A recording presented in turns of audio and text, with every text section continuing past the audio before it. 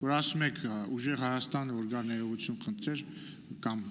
պարոն Ղազարյանը միանշանակ դիվիդենդներ կշահեր, մի մասի մոտ կշահեր, բայց խնդիրն է, որ ընդդիմադիր դաշտը, այդ թվում խորհրդան չանցած ուժերը,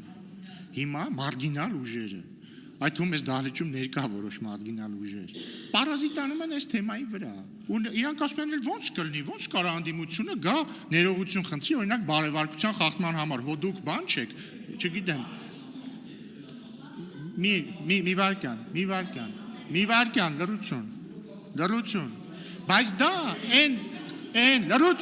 լրություն, պարոն Սիմիձյան, լրություն, պարոն Ասլանյան, լրություն, պարոն Սիմիձյան, լրություն, պարոն Սահակյան, լրություն, պարոն Ֆարմանյան, լրություն,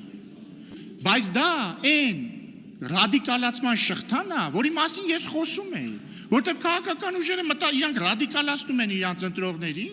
ընտրողները մտածում են դե էսա, ուրեմն պետք է իրան ներողություն արտահայտությանս համար հայհոյեն,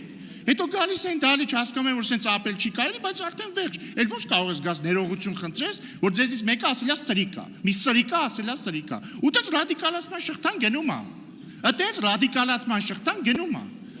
ու ես ուզում եմ մի բան նշել, հարգելի գործընկերներ, մենք էլ ունենք ընտրողներ, որոնք օրինակ, իհարկե մենք երբեք թույլ չենք տվել ձեզնից ոչ մեկի վիրավորել, բայց որոնք ասում են օրինակ ոնց եք Վարդևանյանին ընտրել ազգային ժողովի փոխնախագահ, բայց մենք գիտակցում ենք, որ ռադիկալացման շղթան պետքա կոտրել,